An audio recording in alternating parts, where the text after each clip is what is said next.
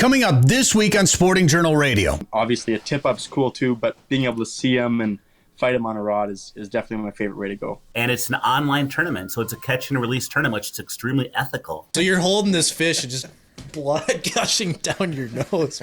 Gross. I fish, I hunt, and always will. Broadcasting from the Prairie Sportsman Studios. Presented by OnX. Know where you stand with OnX. We're not just a radio show anymore. Heck yeah. This is Sporting Journal Radio. That's right. Welcome to the show. It is our 11-year anniversary today. Thank you very much. 11 years of shows right here, Sporting Journal Radio. Thank you to all our radio stations on the network. Thank you for carrying the show. And, of course, thank you for downloading this podcast or watching it on YouTube. Thank you very much. Along with Dan Amundson and David Eckhardt, ladies and gentlemen. Thanks for being a part of the show, gentlemen. Oh, yeah. Happy birthday, everybody. Happy birthday. Happy birthday. Glad you're not in your birthday suit this time, Dan. Just wait till my birthday. We've got a great show. We're going to talk about our party that we're going to throw up at the Rainy River again here coming up in just a couple of days. As we celebrated our 10-year anniversary last year with a big old fishing tournament on the Rainy River, we're doing it again to celebrate our 11th year anniversary, I guess, our birthday. So come up and join us if you haven't decided to yet or not. Tuesday and Wednesday, April 11th and 12th, the SJR 500, $40 entry fee, 50% payback, 25% going to the Keep It Clean initiative. Plus, we got prizes from Garmin, Cast King, OnX, Sporting Journal Radio, Smith's Consumer Products, and some other people that have been a part. Live Target, we'll give away some Live Target stuff too. So thank you to the sponsors of that tournament, of course, and thank you for joining us. Big walleye, big sturgeon. We'll talk more about that tournament with Joe Henry coming up. We'll get a Rainy River conditions report, talk about what it's like up there. And we're also going to talk to someone we met last summer up at Tazin Lake Lodge, Rylan Parrott. He's a guy that likes to fish, lives up in Saskatchewan. He guided with us last year, caught some big fish up at Tazin. But this winter, he has absolutely put on, I don't know, have you guys ever heard of anything like it before? No. I mean, he's done something 70 times that I've never done in my life. 76, I think he said, pike over 40 inches this winter alone. Like, that's insane. We're going to find out how he did it and talk about some of the ones he caught next to a car. Yeah. That was under the ice. Just man-made structure. What? Man-made structure, yeah. So we'll find out about that, talk about catching those big pike. Hear his story coming up a little bit later in the show. Man, wicked storm we had. David, how are the roads driving over here, by the way? Not bad. They're mostly just wet, but there was a little bit of drifting snow, which is insane for April 5th. Yeah, so we're recording this on April 5th, and we had a kind of a wicked, it was rain, it was snow, there was hail for a while there, lots and lots of wind. Our trees this morning were covered in ice, so I didn't know if there'd be ice on the roads or not. But it did pretty much all thawed out. Nice.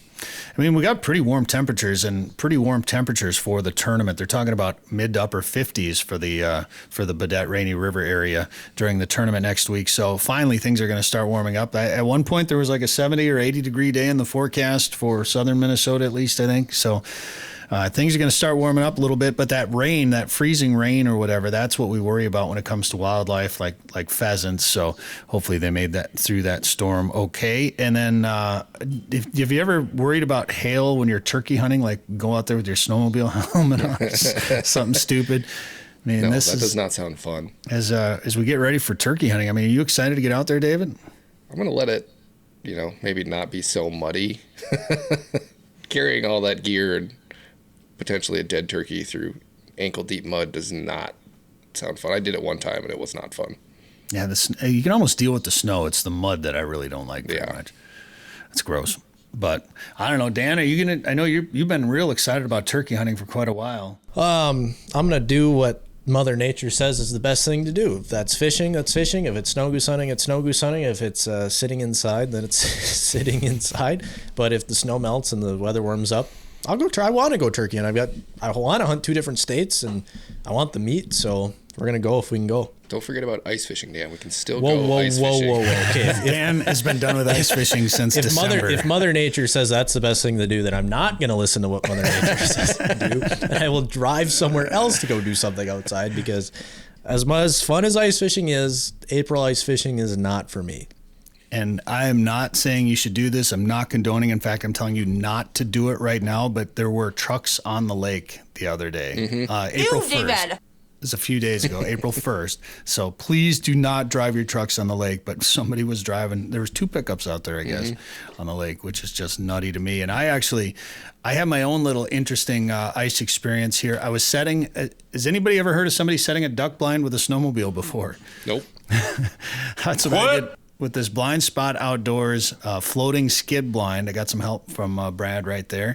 We hooked up to this. It's got skids on it, so you're able to drag it around. But in the winter, with the snow, I mean, they're making them in Missouri, so they're not really made for going across the snow. But I've drug it across the snow, but to keep it out of the snow a little bit, keep it from falling in, Brad actually kind of fabricated some tin skids almost, cut some holes in the front of the tin for the chain to go through to hook up to the skids, and then ran basically like runners underneath the actual skids on that trailer and we drug it by snowmobile across the snow and then onto the slough, so that when the ice melts, that blind will just fall into place, and then it's got marsh feet that you drop in, so it secures it in place. It's got pods underneath that let it float, and then you just grass it up, and you can hide in there and duck hunt. And that slough is kind of tough to get into in the summer, and it was so dry and muddy last year that there was no chance to get the blind in there last summer. So the only option, I think you or Tony suggested, hey, why don't you bring it over there in the winter and drop it, put it on the ice. Must have been Tony. I don't think it was me. I bet it was Tony, our buddy Tony. Yeah, because we were talking about that as soon as we first saw it. Because what'd you get it in October, right? Yeah, September or October. Yeah, and so everything was super dry already. And so he and I were looking at it like, you wanted to get it in the water right away. Oh, man. And we're both just like, maybe just wait till winter, because that sounds terrible. Well, we were so dry. Exactly. And the pond is a fairly big pond, but it was 50 yards of muck to the almost sheet water in the middle of it. It was disgusting. There was no way to do it. So I ended up putting it in a smaller pond just to get it in the water, test it out, did a little hunting out of it. But for the most part, I didn't have it on the pond that I wanted, but it's there now. So we drug it over. And the best part is I got on my snowmobile to ride over there, and I watched a 6-pack of ducks kind of spinning around the slough. I'm like, whoa, that's the first day I've seen ducks. And if you watch this video, if you look behind the blind, right there they are. They're sitting on the ice while we're dragging the blind across the ice with a snowmobile. It's a 6-pack of spoonbills, and they're just like, what's going on right now? They're gonna have to wait. There's still 2 feet of ice. Yeah, they're gonna have to wait a while for some open water on that. Well, then there was a dead wood duck on the road just a few miles away.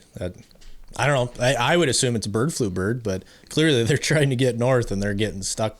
Not many places to go. There's geese on gravel roads, and it's weird spring, man.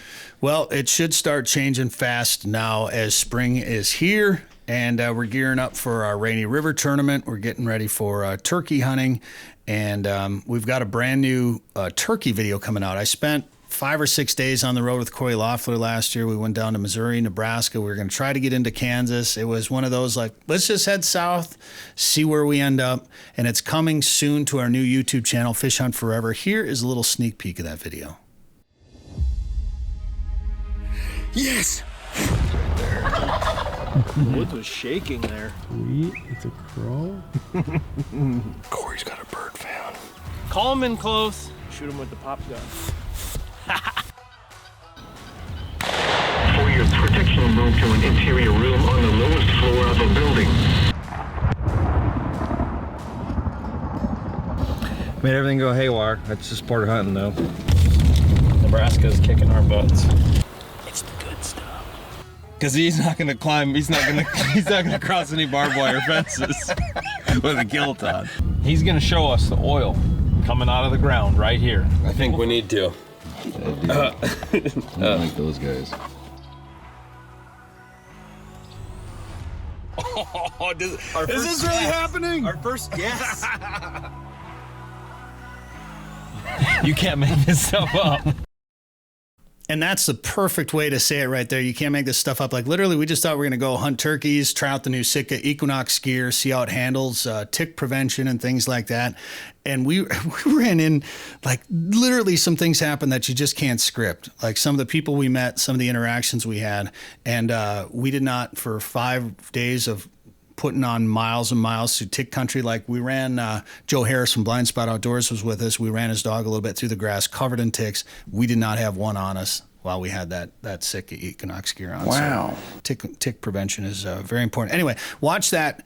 Probably watch it right now. If you're seeing this, you can probably go to our YouTube channel, watch it right now. Go to the Fish Hunt Forever YouTube channel. And then also check out the Prairie Sportsman channel because we got a new show coming there where we forage for chaga. And then we also went to a local blacksmith and watched him make knives. It was really cool. And he's got an amazing story, battled some severe illness, became a blacksmith to heal from a severe illness. It's a great story coming. Brand new episode to Prairie Sportsman. All right, let's talk Rainy River with Joe Henry when we come back.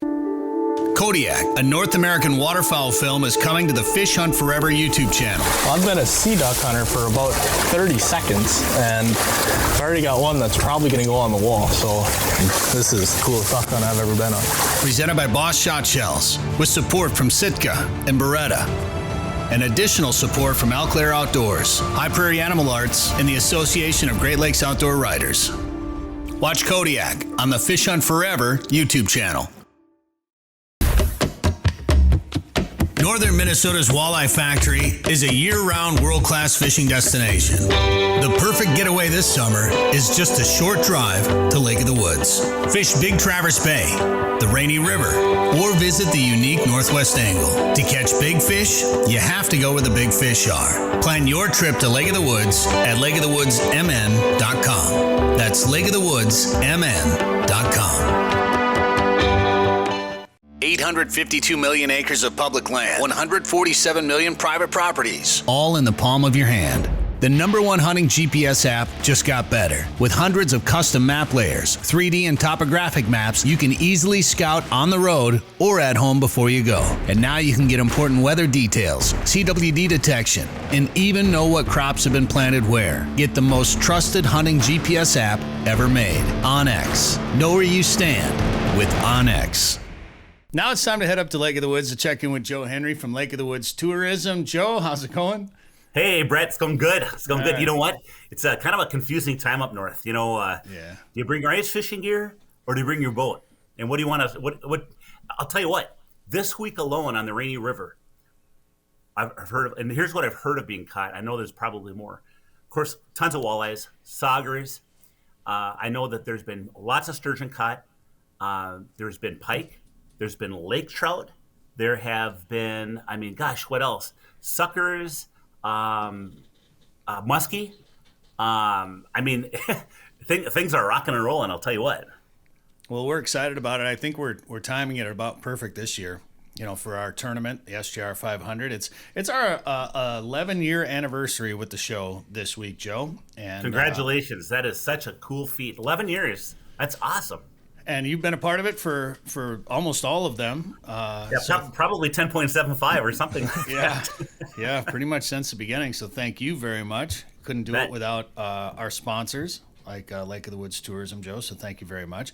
And that's why we're celebrating up at Lake of the Woods in the Rainy River for our anniversary once again. We started last year, the SJR 500, celebrate 500 shows. So this week is show 552, and we'll be up at Lake of the Woods this week to do a tournament on the Rainy River, the 11th and 12th. The Rainy River Fishing Contest, the SJR 500. We're doing a $40 entry fee with 50% payback and 25% going to keep it clean. So we want to give back to the resource to help out just a little bit while we're up there. Let's just clarify, it's not the Bassmaster Classic. Just so we're clear, just so we're not setting some bad expectations. It's a 2-day fish donkey tournament, not the Classic. Yeah, are you saying that because like the whole bass walleye thing? Don't worry, walleye people. You don't have to catch bass when you're up there. Is that why you're saying that, or are you saying it because the insinuation of this isn't a pro tournament? It's only $40. Exactly. Part of it's the camaraderie. You know what? If you thought about coming up to the Rainy River and ever fishing it, stay wherever you want. Pay your $40. You can come over to Riverbend if you want to. You don't have to. And it's an online tournament, so it's a catch and release tournament, which is extremely ethical. And of course, that's the way it has to be because that's the way the season is too. But it's just a really nice, easy-going thing. And if you want to get competitive and really try to get some nice fish, I'll tell you, all it takes is one fish, and you could win the darn thing. I think the other thing from last year, which was kind of neat, is there's some people that caught some decent walleyes that ended up finishing like second and third because the bite was a little bit off for the big fish when we were up there, the snowstorm. But they won some nice prizes, and it's all bonus, right? Yeah, well, that's just it. I mean, trolling isn't just for fishing at the Rainy River. We've had a few people comment on some of our payback, and I just want to make it clear. Yeah, our payback is 50% in this tournament. If we're not talking about a lot of money, we're not talking about a big entry fee. We're giving away some cool prizes from Garmin, from OnX, from Cast King, from us. Smith's Consumer Products. We've got a ton of prizes that we're going to be giving away. It's just a party to celebrate, and if you're up there fishing, you can be a part of it. So you're also donating some of the proceeds to keep it clean, which is very, very generous of you. And this isn't a tournament you come into to win a bunch of money, and you don't pre-fish this one a whole bunch. This is really more of it's a get together. It's an opportunity to rub elbows with like-minded outdoor people.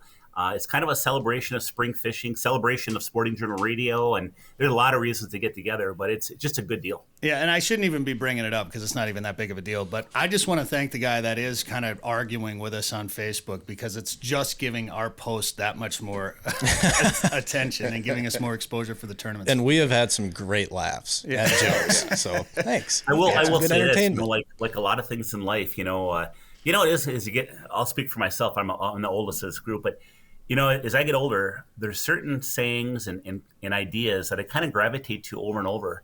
And one of them was Stephen Covey's, 7 Habits of Highly Effective People. And one of them is seek first to understand and then be understood. Yeah. A lot of times on social media, people don't care about the understand part. They just want to be understood.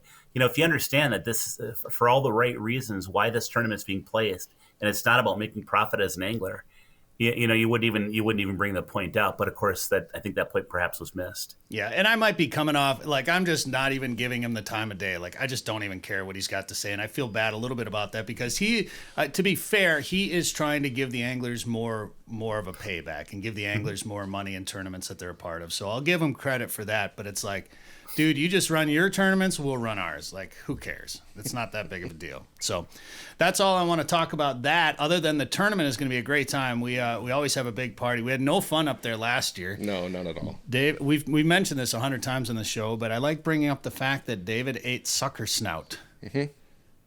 Kind of a jelly. Oh, jelly. Yeah, that's the first time I've heard it. The described description like that. gets worse the more you talk about it. Yeah. Golly. Yuck. It just what I want to know is how many bush lights did you have before you ate sucker snout? There's a few. Well, yeah, a couple. There was a couple of them. But, enough to make it sound like it was a good idea. Or was it Labatt's? Probably more so Labatt's. That's hopefully the Riverbend's stocked up.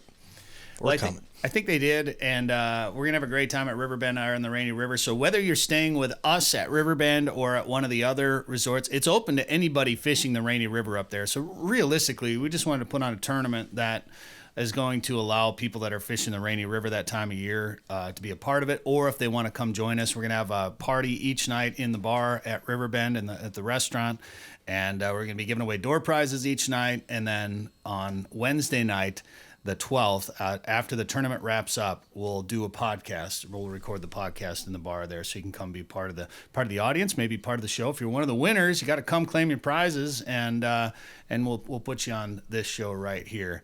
And Joe, by the sounds of it, water conditions are pretty good. Accesses are starting to open up there, and people are catching fish. The reason, yeah. So the water conditions, the water has been super clear right here, and I think the other thing that's important is, when there's one access open, one boat ramp opened up, and everybody's trying to get out of that one, obviously it's going to be more congested, right? Well, now there's already 2 boat accesses. Now we just divided up the traffic, so that makes it way easier. And, there's already open water down by Vitus. There's open water out in front of the boat ramp. The boat ramp's not open yet, but have a feeling that eventually here in the near future it will. So yeah, everything's shaping up really nicely that way. Hopefully the Big Fork and Little Fork stay buttoned up. It's we still got some cold weather, and we just had a bunch of snow that hopefully will protect that ice on Big Fork and Little Fork a little bit so that it stays in place. But yeah, no, fishing's going really good. There's a lot of fish being caught. We were kidding around before the show that somebody had a tough day in the river and their boat only caught 25 walleyes. Yeah. And there's other boats that are catching 100 walleyes. So there's a lot of walleyes being caught, a lot of big walleyes. Dave Wassness of the FM Walleyes Unlimited group there with a nice walleye caught on it looks like a big paddle tail jig from he's got a Northland hat on, so I assume it's from Northland. But and how are people fishing them? Right now there's basically 3 techniques. One of the techniques is jigging, either with a plastic would be the first technique, or using live bait would be the second technique. And the third technique is trolling crankbaits real slow upstream. And from what I've seen, most people are using a traditional jig and plastic jig and minnow. That's how most people are doing it. A lot of fish being caught, and I mentioned the variety of fish being caught. Man, a lot of different kind of species. And I heard the sturgeon are on fire. In fact, I heard so many walleye anglers talking about how they can't keep the sturgeon off their live bait on their jigs. So sturgeon fishing's on fire. The walleye season goes through April 14th, catch and release only on the Rainy River. The sturgeon season, actually, there's times where it's a catch and release season. There's times where it's a keep season. And that goes basically through May 15th. So you can fish sturgeon, for over a month yet, and it's some of the best sturgeon fishing of the year. If you ever wanted to catch a dinosaur, boy, now's a great time to go up there and do it. Really relaxing. Go up and find a hole in the river. You soak some worms or a combination of worms and frozen shiners on a sturgeon rig. You sit back and you watch that tick, tick, tick on the end of your rod, and just very relaxing fishing. What's the lake trout limit on the Rainy River?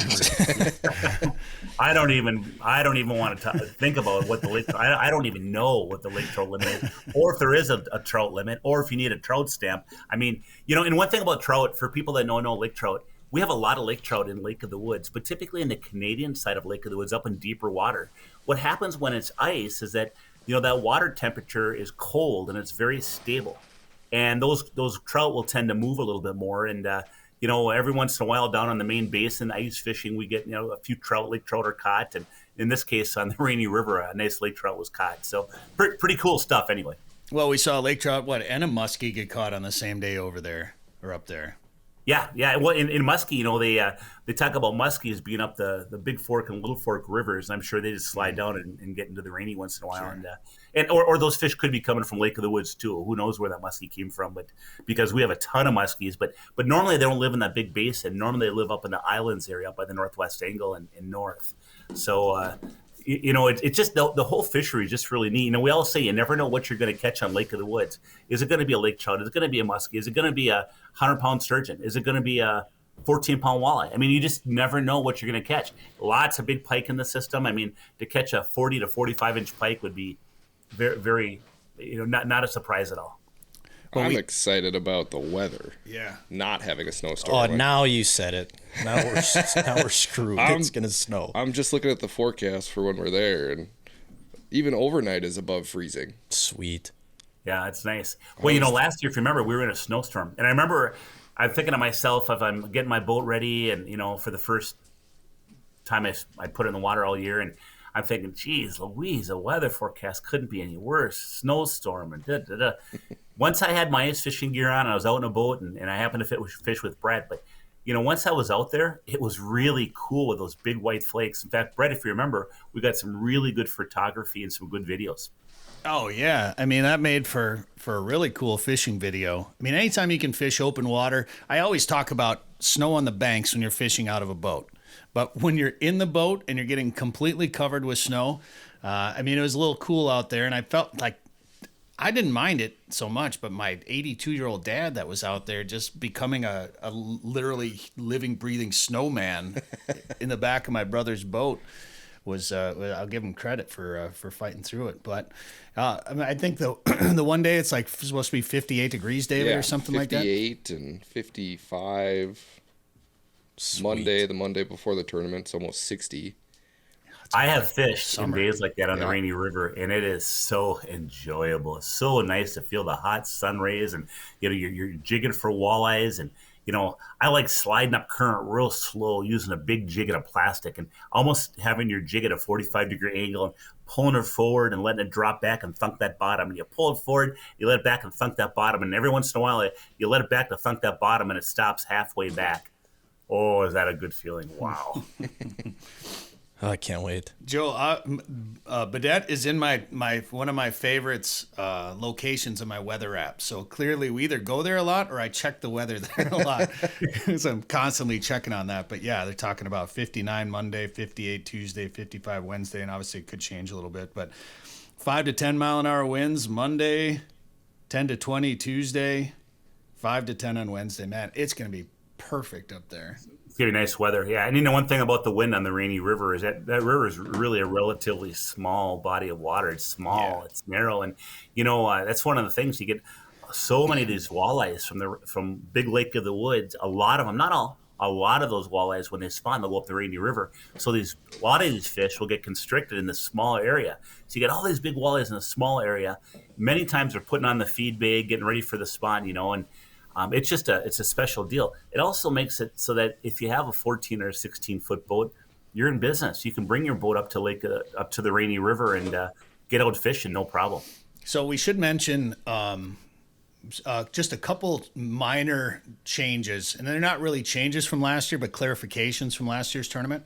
The tournament boundary will be from the Franz Jevny access to Lake of the Woods. So we wanted to include kind of those rapids next to Birchdale, and the only way to officially do that in the rules, was to include the Franz Jevny access. So from there to Lake of the Woods, accessible by the Rainy River, but you can't fish any of the tributaries. So you have to stay out of the tributaries. You have to stay out of Canadian water, even if you have a Canadian license. Canadian waters are not part of the tournament. And so Franz Jevny to Lake of the Woods, U.S. side only, no tributaries. 8 to 4 Monday, 8 to 4 Tuesday, 8 to 4 Wednesday, the 11th and 12th, the Rainy River Fishing Contest, the SJR 500. You can find out all the details at sportingjournalradio.com. You can also download the Fish Donkey app, see the rules and the prizes and all that stuff. We're doing $40 entry fee again, 50% payback. To the winners. We'll go biggest walleye and biggest sturgeon by length, top 3 places, and then the biggest any other fish, which could be a lake trout. That'd be sweet. I hope. Gosh, Wouldn't that be cool? Lake trout. You guys know that the owner of Fish Donkey is going to be in the tournament. He's going to be at Riverbend, right? Oh yeah. You know what his name is? He's made it very clear he's not related to us. So his last name is Amundson, right? And yeah, it sure is. And he made a comment that, hey, I'm an Amundson, but I'm no relation to Bret, And I said, well, that's lucky for you, Oh, thanks, Joe. Yeah, it's interesting. Darren Amundson is not related to us that we know of, but we don't have a common last name, but we have a fair amount of Amundsons or Amundsons in Minnesota, and but most people pronounce it Amundson. Like I would say 90% of the people we meet with the same last name pronounce it Amundson, but he pronounces it Amundson. So he's one of the few other people with the same last name that pronounce it the same way that we do, but not related that we know of. But yeah, he was up there last year too. I think he took 3rd place in one of the contests. I can't remember. I don't remember. But anyway, we're looking forward to it. It's going to be a good time, Joe. And if people want to find out more about, we should mention, I think Riverbend's got a special going on for lodging now. Yep. Pay for 2 nights, get a 3rd night free. Oh, there you go. Yeah, it's a really good deal. So we're staying up there for 3 nights. Come up Monday night, Tuesday night, Wednesday night. Pay for 2 of them and get 3 of them.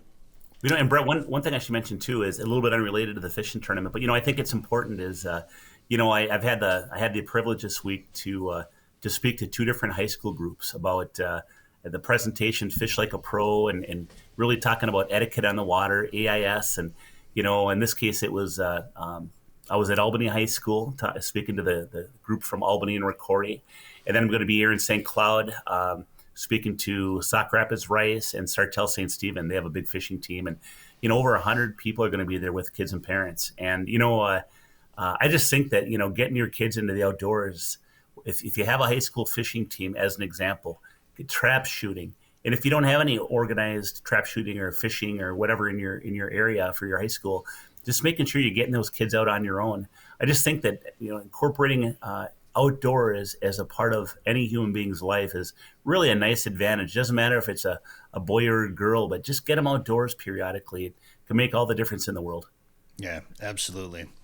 All right, Joe. Well, good luck with that, and can't wait to see you up there at the tournament. Good luck. May the best angler win, since we're all technically in competition with each other in this tournament next week. I hope Danny, when he tailpipes us this year, I hope he doesn't get too close to us. I just, it's fine. I don't mind if he takes long, but you know what I mean. Hey, I should mention, Joe. So I've been messing with my new boat this week, and was rigging some electronics, and I did something kind of interesting with them. So I got the concept. I know what you're gonna say. What you don't though. Well, so let me ask you a question. Do your electronics work better when you actually hook them up to the battery? Well, that's what I was going to tell you. So I did this a little different, and I plugged the cable into the head unit, whatever, and then I took the positive and negative leads, and I hooked them up to the battery. They turned on. Well, you know what, though? I'll tell you what, that's that Bemidji State education kicking in. Ding, ding. That's great. All right, Joe. Well, if people want to learn more about fishing in the spring on the Rainy River at Lake of the Woods, or making plans for a summer trip, what should they do? Check out our website, and that is lakeofthewoodsmn.com. Live Target, the leader in Match the Hatch, is back with new lures that also match the action. Introducing the Live Craw. The Live Craw is irresistible to bass, walleye, and other freshwater species. FTech's winner, the Ultimate Frog, looks and acts just like a swimming frog. With an exposed Ultra Point mustad hook and replaceable legs, the Ultimate Frog has 2 styles, 2 sizes, and 8 colors. And iCast and FTech's winner, the Live Shrimp, mimics a fleeing shrimp for saltwater anglers. Coming soon from Live Target. Devil's Lake is legendary, and this summer has been legendary for walleyes. Don't miss out. Call Haybale Heights Campground and Resort today to book one of their modern cabins on East Bay. The cabins are furnished with a full bathroom, kitchen, and all the amenities like high-speed internet, and are clean following CDC guidelines. Staying at Haybale Heights gives you full access to a private boat launch, fish cleaning station, and beach area. Learn more at haybaleheights.com. That's haybaleheights.com. Plan your trip to legendary Devil's Lake today. Did you know there are more than 1,000 lakes in Otter Tail County? Yep, and I'm gonna fish as many as I can. I'm an outdoorsy otter. Nothing beats a full day of fishing for me. The lakes of Otter Tail County give me plenty of options to lower my boat and snag the perfect catch. Not an outdoorsy otter? No problem. Otter Tail County has something for everyone. You just need to find your inner otter. To find your inner otter, go to OttertailLakesCountry.com. All right, this is Sporting Journal Radio. I'm Bret Amundson. Thanks for tuning in on the network by demand, sportingjournalradio.com, or maybe you're watching this on YouTube. Thank you very much. Make sure you subscribe. And now, is it a join button? I guess they've added a join button. Yeah, what the heck is that? That's a new look for never heard of it. For YouTube. I just watched a YouTube video about that today. Actually, they instead of saying smash the subscribe button and then hit the notification bell, now it's smash the subscribe button, which is a new button now. It's a little bit different looking. The join button. And then click the join button so you can get notifications when we put up new shows and episodes like this one right here. And we've got kind of a cool interview here for you next, because this guy is I don't know if I've ever heard of anybody catching more pike over 40 inches in a winter season. Like, I'm sure it's been done, especially when you get up into Canada. It's cheating up there. So once you get up there, maybe it's a little bit different. But man, Rylan Parrott joins us right now. Rylan, how's it going, man? It's going good. I'm happy to be on here. So obviously you're just growing these pike in your bathtub and then taking pictures with them out on the ice, right? I mean, like, this is how many pike over 40 inches did you catch this winter? 76. Oh my gosh. And typically I'll catch them at 38 inches and then put them in a big holding tank, wait till they get 40 inches, and then they hit the kind of Facebook and YouTube scene. So it's been a good winter, and now it's all wrapped up, and I'm just waiting to get back up north. 76. So how many of those? I mean, are you recatching some of the same fish, or are you talking different fish? Or, I mean, that's insane. These fish come from 2 different lakes, and I have yet to actually do any sort of in-depth looking at fish. I'm sure some of them, I've seen buddies catch some that I've definitely recaptured earlier in the winter, just due to unique markings and missing tail pieces and stuff like that. That big one I caught, actually, I had caught him 2 winters ago at 47 inches, and now he's 47 3/4 inches. So it's really cool to have, those giant fish, be able to catch them, be able to have that for a lifetime, and then send him back, and then realistically have someone, or even yourself, catch him again when he's even bigger. So it was pretty cool, and definitely a lot of recapture. But it's nice to see those fish get caught once and then be able to catch them again. Yeah, I mean, it's kind of a testament to catch and release for sure. Where's the horseshoe located on your body? I'm not sure. I think it might still be at Trout Rock even. Well, we should mention you're a guide up at Tazin Lake Lodge too. You spent your first summer up there last year, and we'll talk about that here in just a little bit, catching big lake trout. I mean, for a guy that likes to fish, and you're a young guy, for a guy your age that loves to fish, to be able to catch over 70 pike over 40 inches in just one winter season. I mean, I know people that haven't caught, they count the number of 40-inch pike they've caught on one hand in their lifetime, let alone Again, right here. Yeah, David's got 0. Yeah, same right here. But 70 of them in a year. Huh? But to go up to Tazin then and catch, giant lake trout as well too, it's a pretty special thing. And we'll talk about the lake trout in Tazin. And I think you caught a 46-inch pike at the end of the season, like the last day up there last year too, didn't you? Yeah, right across the main lodge. Trevor, the owner, wanted to get some fish for his family, so I joined him. And first cast, I hooked a fish, and Trevor started just kind of laughing, saying, "Yeah, I told you the eaters would be here." Then it surfaced, and I started screaming to get him in the net, and he didn't believe me until it was boat side. But 46-inch fish right across our lodge was just an incredible way to kind of cap off a already extraordinary year.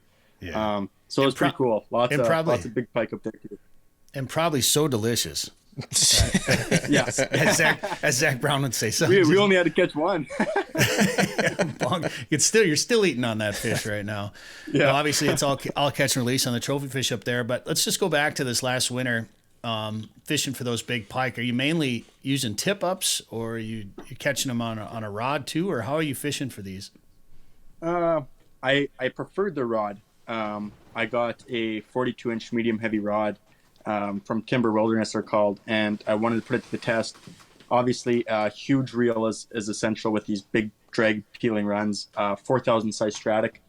But being able to use a rod with a camera and seeing those fish interact with your baits all day is just unmatched. Obviously, a tip-up's cool too, but being able to see them and fight them on a rod is definitely my favorite way to go. So right now we're watching a video that people can see on your YouTube channel. First of all, plug your YouTube channel, man. It's just my name, Rylan Parrott. 2 R's, 2 T's on Parrott, and that's all there is to it. And that video right there, I'm pretty sure I saw the underside of a vehicle in the background. Yeah. I was fishing for pike, and I watched a vehicle go through the ice, and instantly my mind was turning with ideas. I was a little frightened that maybe gas and oil might have been spilling into the lake to deter the pike, but I gave it 3 or 4 days, went out there, and I saw several pike over 40 inches on that vehicle. Both the fish I caught actually in that YouTube video were 43 inches. So to catch them on a vehicle, and especially have such a good picture-perfect view of the undercarriage, and then have those fish eat, was just next level. Pretty much made my winner right there, but it was pretty cool for sure. So hang on. So you watched a car go through, and your first thought was, "I'm going to catch fish there." Not.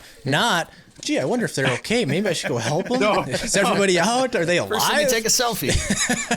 Yeah. No. They came past my shack going probably 60 kilometers.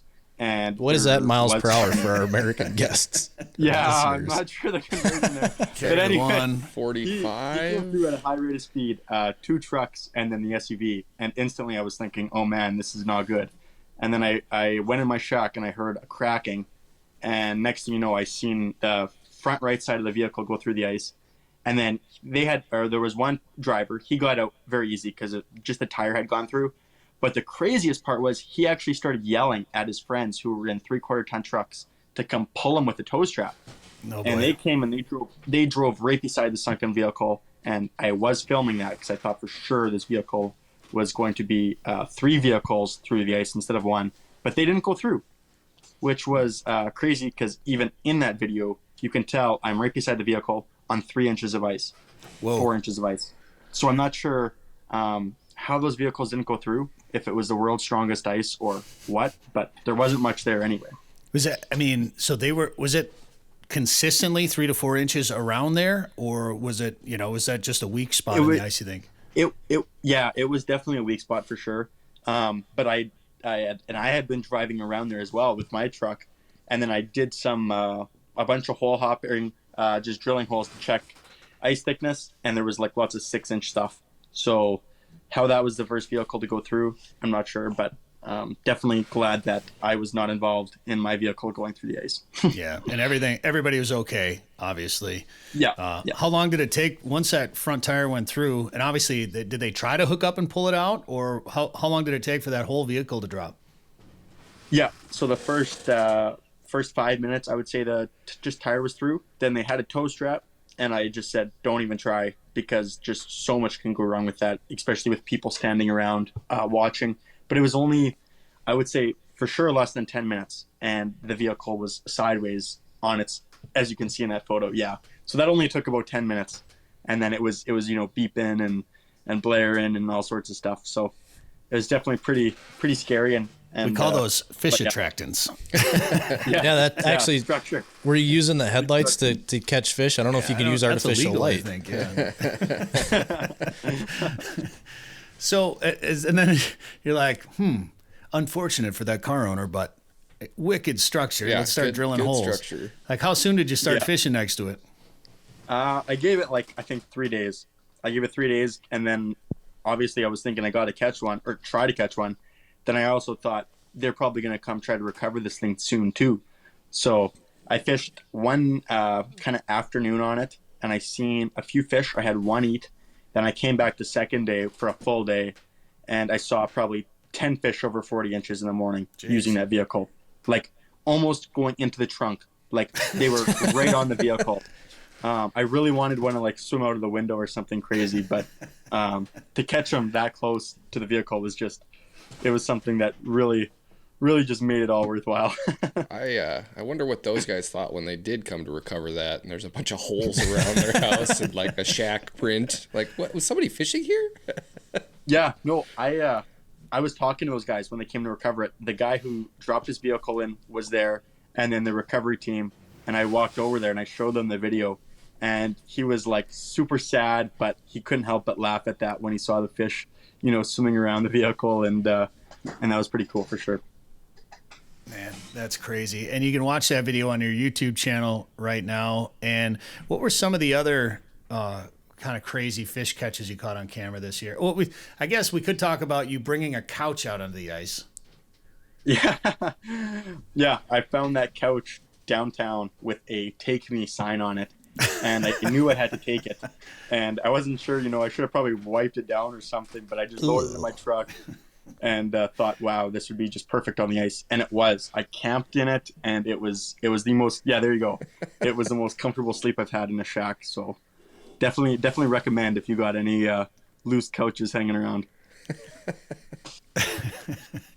It looks like a pretty small one, though, so it was probably pretty easy to move around out there, get out of your truck and everything by yourself. Yeah, my tailgate doesn't work, so I can't even drop my box down right now. I've got a messed up lock or something, so I can just throw it over and no problem. So my grandparents were a little skeptical when I came home and they see the box or the couch hanging out of my box, but it was all in good fun. That's crazy.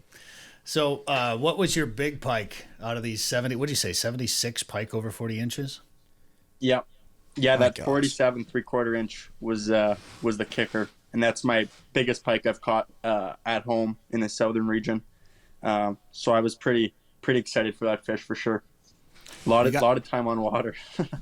You got that one on camera? Did we watch that one on camera? Have we seen that? Let's watch it right now. All right. Tell me about this one, Rylan.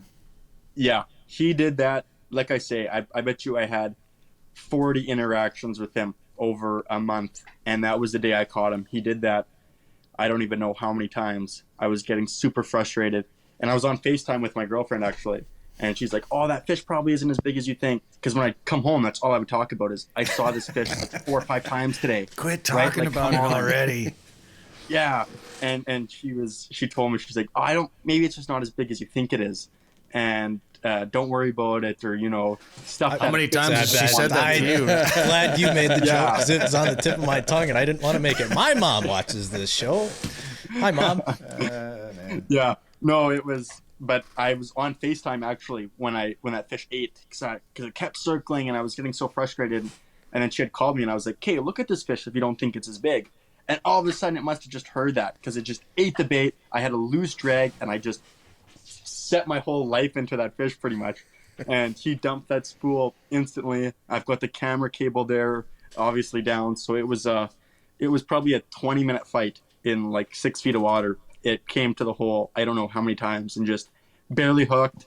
And probably the longest 20 minutes of my life, to be honest. So I was glad to finally land him and kind of end that story. Did you have a big sight hole cut for that one, or did you have to bring him up to like a 8 or 10 inch hole or something? A 10-inch hole. I had a camper out there, so I was able to kind of lay in bed and then watch my camera for a few weeks on end. So it was pretty cool. But the sight fishing was probably the coolest thing ever. To cut a huge hole and then have big fish come and interact with your baits literally like a foot below your own feet was probably, I would say, the coolest way I've ever caught a northern pike in my life. And yeah, that was pretty cool for sure. You got a video of that on your YouTube channel, don't you? Yeah, with a ton of fish interactions, like right below the ice, reacting to big baits, eating big baits. Was just, I wanted to do that all winter, and then I leave it to the final week, so the pressure was on. But I caught a few big fish. I had some heartbreaks as well, which was unfortunate, but it was definitely pretty cool to see. Yeah, I think that is my favorite, is being able to see under the water, whether you're using a camera or if you're sight fishing. In the winter, you cut a big hole and you can see down there. So you got a hub style tent that you're using out there, hub style house? Yeah, one of those big otters, and it gives you just more than enough room. You can even make a obviously huge sight hole and still have lots of room to maneuver. I didn't really set the hole up properly, as I just kind of put the shack down. It was really windy, so I almost fell into the sight hole fighting some of those fish, which would have been obviously worst case scenario, but it was definitely pretty cool to fight those fish through there. I've never done that before. And that, real quick, that's a legitimate thing. We filmed an episode of Prairie Sportsman with Garrett Sevier, and we did some sight fishing for rainbow trout, and he just was cloverleafing the holes a little bit. And he used to cut big, like spear holes like that.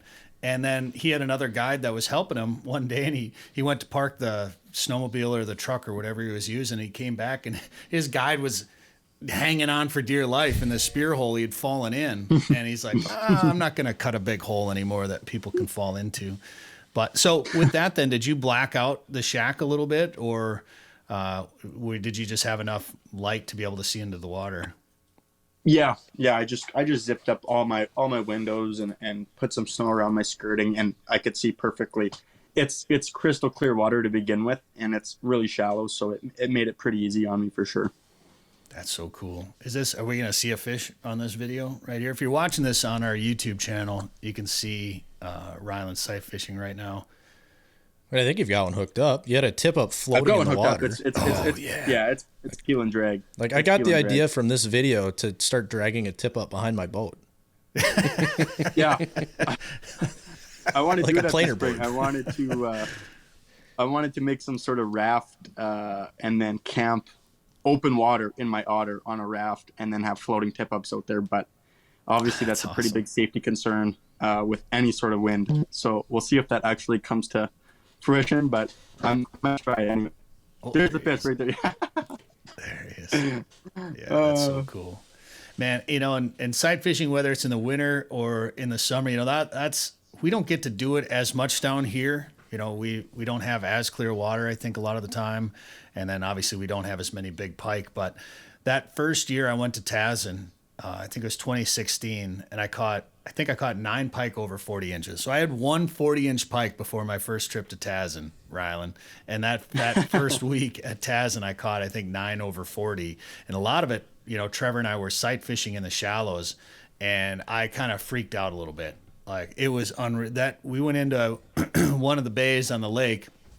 We were in the back corner, and there were so many pike. The wind was blowing into that back corner, and there were so many pike swimming around back there, and it was big ones and little ones, and I was literally pulling whatever. I think I was using, I don't know, I switched baits a couple of times, but whatever I was using, I was literally pulling it away from the small pike, because we were trying not to catch the small ones because we were trying to get to the big ones. You almost had to sift through some of the small ones to get to the big ones, and now that's probably my favorite way to fish up there at Tazin.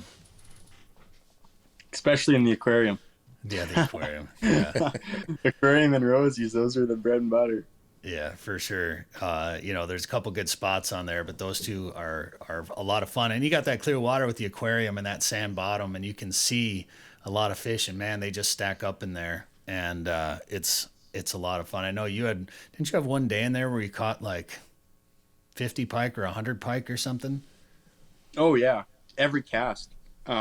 Obviously, with our boats having that casting deck, I got the Costas, thankfully, and you're looking up there, and all of a sudden you hear your guest kind of just like take a big gulp of air, and then yeah, there it is, and cast, and you see that fish just charge out of those trees in the mouth of the aquarium, and you're not even in the aquarium yet.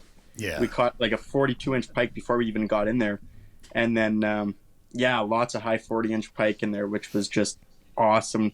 Obviously, it's a bit of a long run, but the long boat ride makes up for it when everybody's hooked up almost every cast. And when you think about those northern Saskatchewan lakes, it's not even a bad run. It's not even that far, but it is a little bit of a longer one for us. And I've fished it a number of times. That's where I caught my 50-inch pike a couple of years ago, was in the aquarium. And when there's one spot in that, I mean, you can catch them all over in that bay, but there's one spot where there's good weeds, there's good structure. It's close to a little bit of a drop off. And when the wind is right, they'll just stack up there. And you would come back with that day that you caught all those fish in there, and you come back, you're like, oh man, they were stacked up in that corner again. And I was like, oh yeah. And then I had to take clients there. Let's see. I took Dina and Jason there. And then Dan was you and Barry and Steve. Steve, yeah. So the two boats ripped up there, and I just went straight to that spot. And Dan and Barry and Steve just worked all the way around the bay, all the way, because that bay goes back, for a couple miles or whatever. They went all the way back in there. We just parked in that one spot, and the same deal, man. Every cast just smash, smash, smash. Now I think we had one that was a 38 or 39.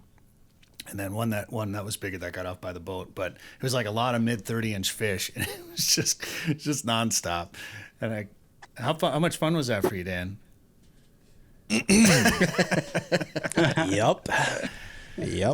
So when you got the call, Rylan, that you were going to go up to Tazin and guide last year, what went through your head?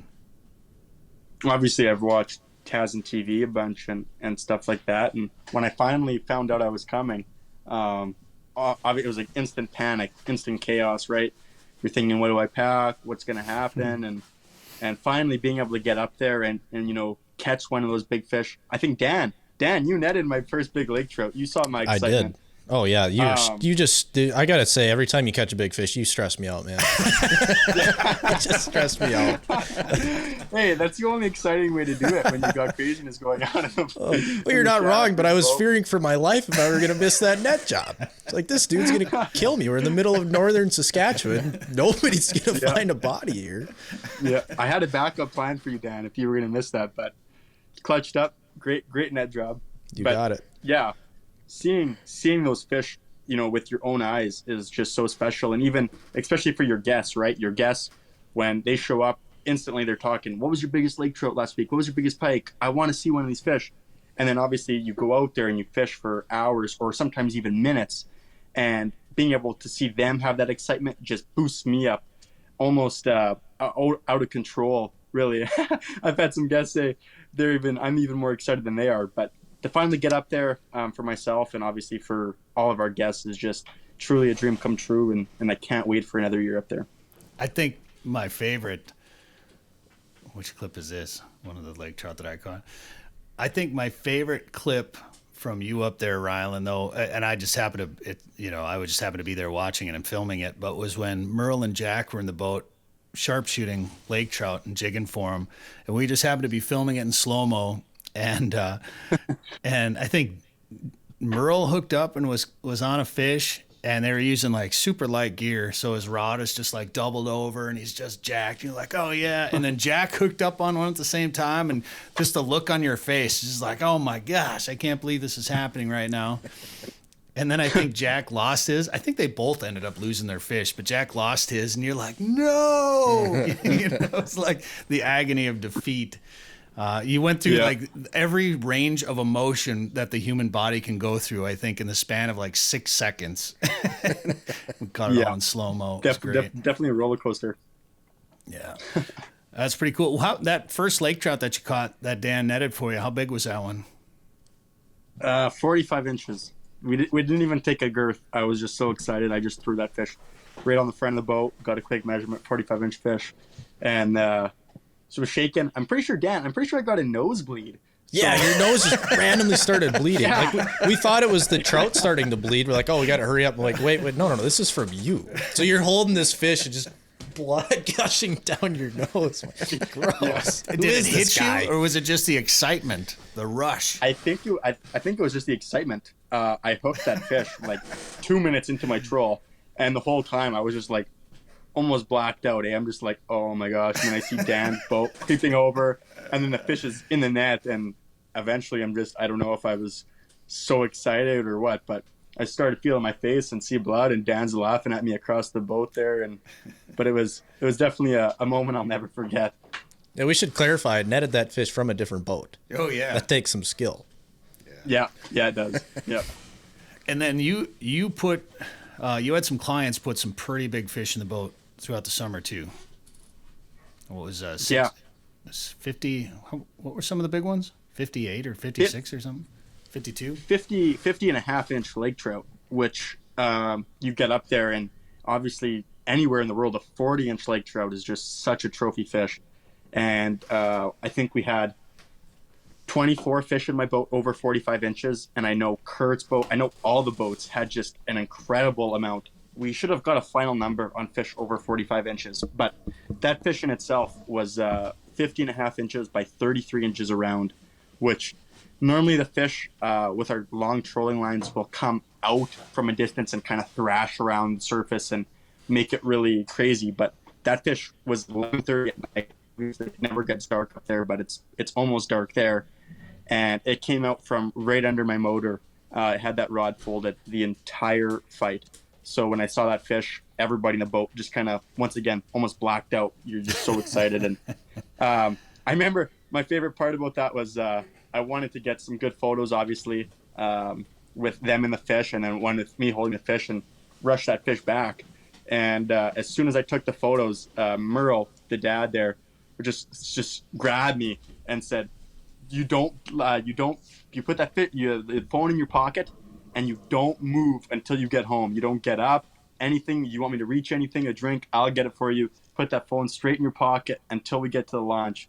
We only had, 3 photos of that fish, and obviously that's a fish of 100 lifetimes. So rushed that phone back and got to share all the photos with them, and then obviously with their friends and family was pretty special. Well, I'm glad you did. It's like that one that JJ caught with the client in 2019. It was estimated to be 72 pounds, just an absolute freak of a fish. And the client didn't even want a picture. He just wanted to get the fish back in the water. And he's like, whoa, if I don't take one picture of this fish, I'll get in trouble. So they got one cell phone picture, and thankfully it wasn't blurry. And we've used that picture quite a bit. So that's great, obviously. And when we do all catch and release, I mean, that's kind of a big, there it is right there. If you're watching this, man, that fish, it's just like he's holding it like a guitar, Yeah.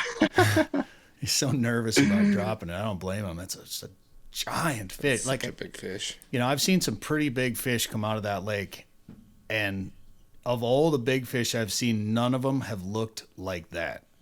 Like, it's just tall from tail to head the entire way. just a massive fish. But man, so after the season, it's just such a special place up there, isn't it? Yeah, you don't want to leave.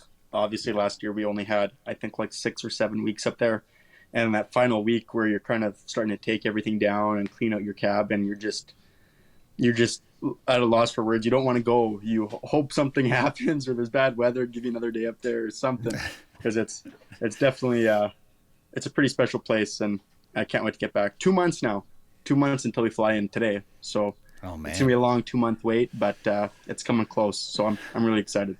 I can't believe it's that quick. I know I was talking to Trevor and Barry the other day, and they're like, any chance you can come up, earlier? And I'm like, I want to. Like, we're not coming up till August this year, so it's gonna be it's just gonna be a brutal wait until we get up there and watching you guys catch all these big fish up there. But excited to fish. I've only fished until August 6th on Tazin. That's the latest into August I've gone. So we're gonna be up there for a couple of weeks in August this year. So I'm kind of excited to see what fishing in August is like up there. And it's not gonna be. I'm gonna miss out on that summer solstice, that late night.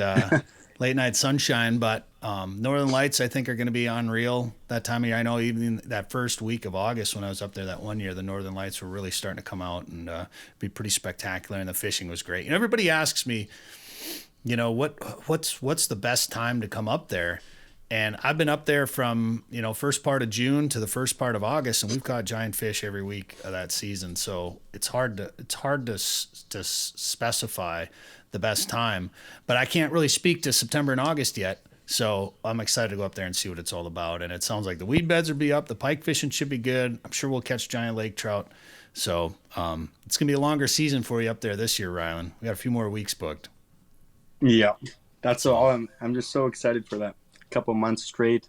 And as you said, like the best time to come up, obviously that's a big question, but every boat this year was catching big fish every week. And whether it be, and there was lots of days with guests, like that Texas group, there was like 14 people there.